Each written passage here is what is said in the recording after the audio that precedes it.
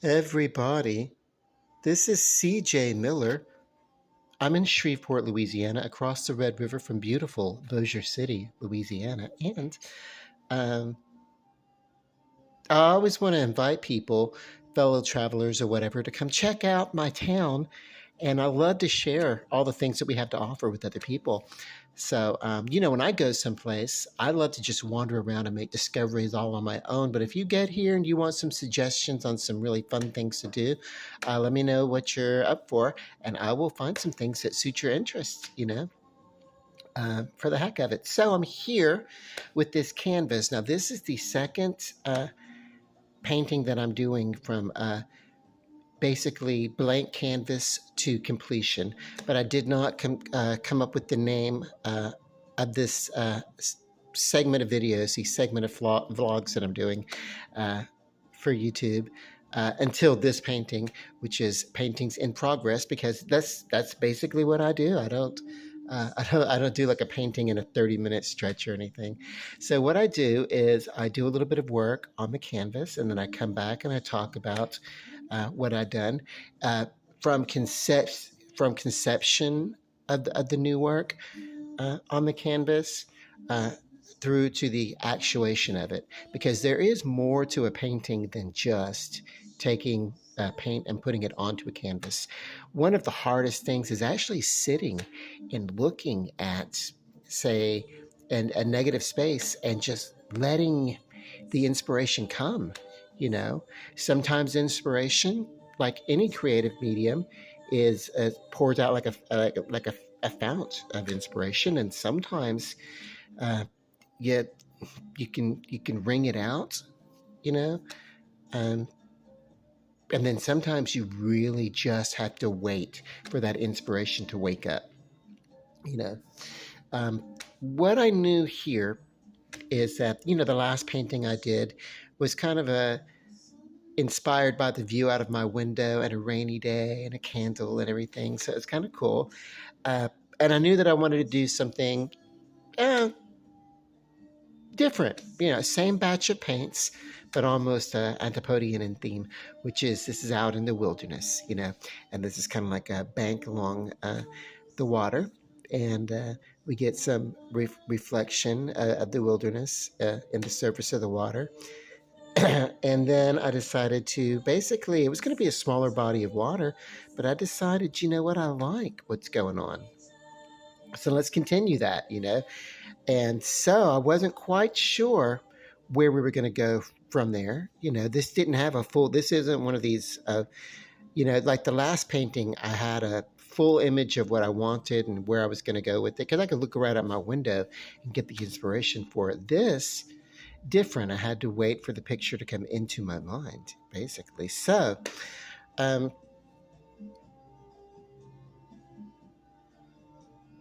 and the more minute I get, farther off in the distance, this we get perspective.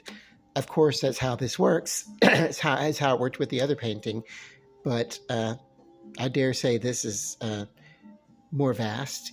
Even if I'm trying to work in keeping that vastness smaller uh, by bookending it with some foreground, Um, but in my mind, I can look and I can see water kind of bending and wrapping. Uh, say, even blending with the atmosphere that I've created. When I get in here, you see I've used some reds in that far off distance to create layers of recursion between the foam and the far distance on top of the water, and some clouds, and then the pinkishness of the sky at twilight or dusk, you know, uh, whichever you want to call it, and you know, very very minor. But this is one of these things where I love to get in and look at where the weaving of this canvas kind of informs what's going on also, you know. Uh, and so when I look at a natural horizon, I see the clouds way smaller, way smaller. but more dense because the distance between the clouds is closer visually. Visually, they're literally just equally apart, or they are wherever they are in nature. But the farther off you look, things look smaller. Things look a lot closer together, and so the illusion is that things are really crowded far from the distance, but small. And then as they become closer, they spread out, and there's a lot more space in between, even like in the sky. And so that's where we're going here.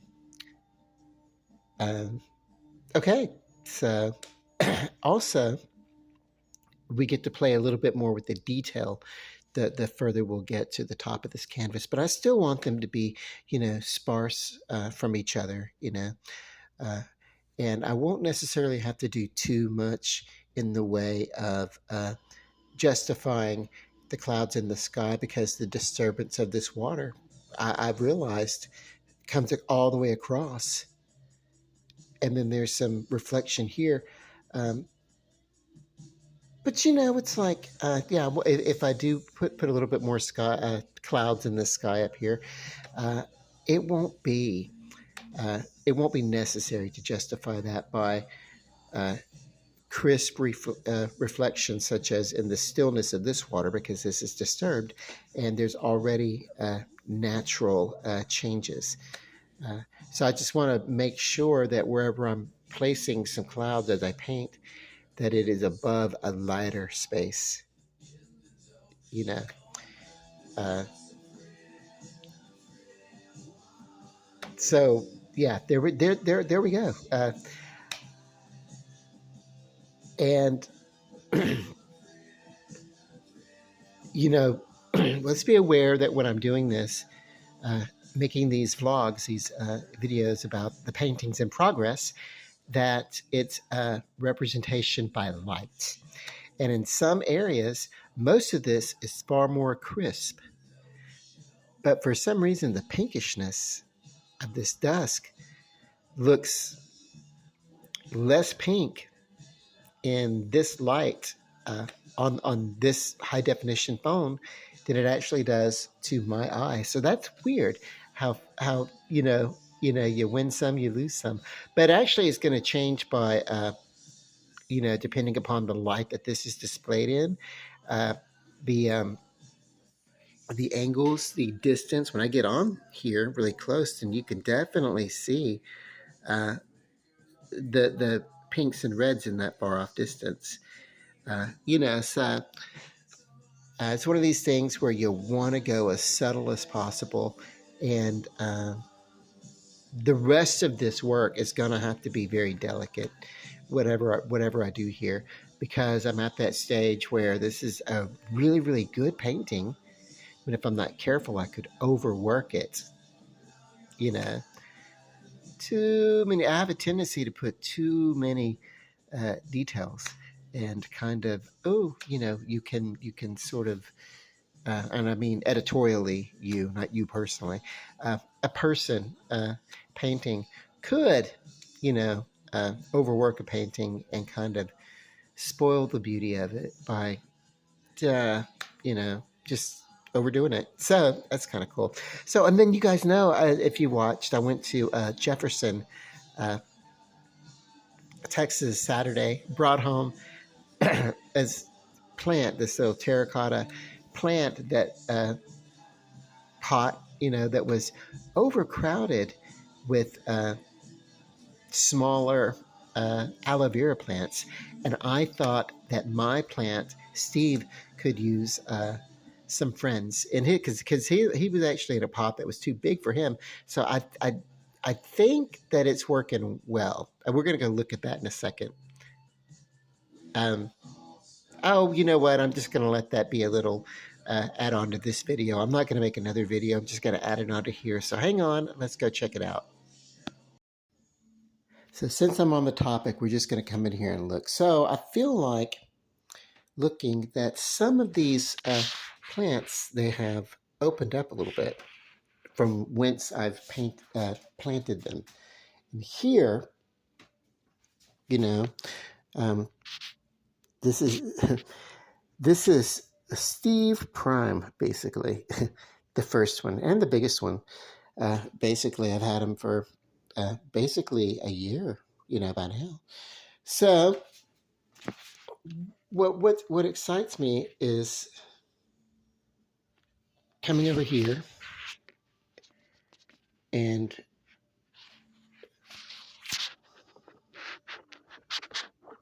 is this where I may not be looking at the correct one. Hang on one second. This is one of the plants.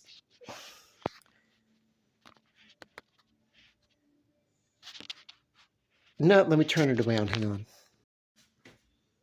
Aha! In particular, this plant, which this is. So we have Ziggy Prime, Ziggy. Which one? Ziggy 2. This is Ziggy 2. On the other side is Ziggy 3. Then we have Ziggy 4 over here, and he's accompanied with one leaf that's trying to propagate, and then Ziggy 5 right here, which we're trying to propagate. And this needs to come off.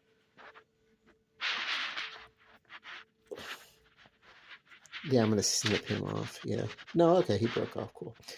So that's great. I want to keep him trimmed as much. No, I don't know. I don't know if he's going to do well. He's got a root system. I need just to put him in here and leave him alone. But that one particular leaf, I was afraid when you have something that's too, you just do that and kind of brace him in there. He needs to just be left alone. I need to remember to do that. With the cutling, with the leaf like that, it's like, I don't know, it's going to be touch and go with that guy. But I'm pleased with this one. And the reason why is because it's opened up just since I brought it home and repotted it. And here is what I'm looking at. There is way down here, if you can get in here and see the definition. There's a little leaf coming up that's growing that's that I didn't even realize. So that was part of this. I didn't think he had come yet. So that's kind of cool. Which probably explains it. One of the reasons why it was so tight. For one thing, it was in an overcrowded pot. The other thing is that I've noticed that Steve basically tends to close up right before, not close up, but get tighter in the center and maybe lean to one side or another. And he sort of is doing that a little bit, but right before he gets ready to, sprout another leaf. Now I figure we got from here, maybe he's got to grow another half an inch before he gets around to sprouting another leaf out of here. And then I want to keep an eye out on some of the leaves that may be a little bit problematic. And remember to prune where appropriate, where I feel like they're not doing so well. And Steve is basically an aloe vera ecosystem now. So that's kind of cool. It's great. But want to maybe prune off the parts that are not doing so well so that they don't take nutrients away from the plants, the parts of the plants that would thrive. And yeah. But yeah, this leaf here is still strong. It's good. Want to watch these the edges of the thorns as they kind of brush against each other, make sure they don't poke each other. And everything. So let's go back to the painting now. Okay, so yeah, I came back to just regard this painting just a little bit more. And depending upon from which vantage point you're looking, that's what's great about this. Like Some people paint a face so clear that it almost seems like the eyes follow you, depending upon where you look from where you stand. It's like, oh my God, the eyes follow you. Well, so I have a knack for doing that with perspective and distance. So we have here motion from this water coming down this way, maybe through the serpentine of this channel, and then coming here and hitting, uh, you know, maybe a little bit more of a shallow kind of a area, and kind of, still with some depth though, enough to give reflection, and then bringing it upon uh, the uh, the the bank of this wilderness here, and then. But it's kind of cool because from whichever way you regard it, you're going to get a different experience, or at least I do. Maybe that's just mental perception, but yeah, this is there's direction that's being you're being guided. Your eyes are being guided in a path by this painting, so that's kind of cool. Um, One of the things that I do with my series, and I call it Paintings in Progress, because I take us through each time I come here and I do something a little different. I talk about conception of the edition, and then talk about what I've done to create it, and what the point is, and you know, because each little area sometimes can be like its own individual little painting that becomes part of a greater picture. And I love that also. And the philosophy that I can glean from this is that it's kind of like life. It's all of us. It takes every one of us to create the bigger picture of humanity as it is today, where we've been and where we're going. And I love that. I love that. We're each individual personalities, and then but collectively we're part of the big picture of humanity. And even then, we're only a small part of a great ecosystem upon this earth. So, there you go. uh, Love and light. Peace. Bye.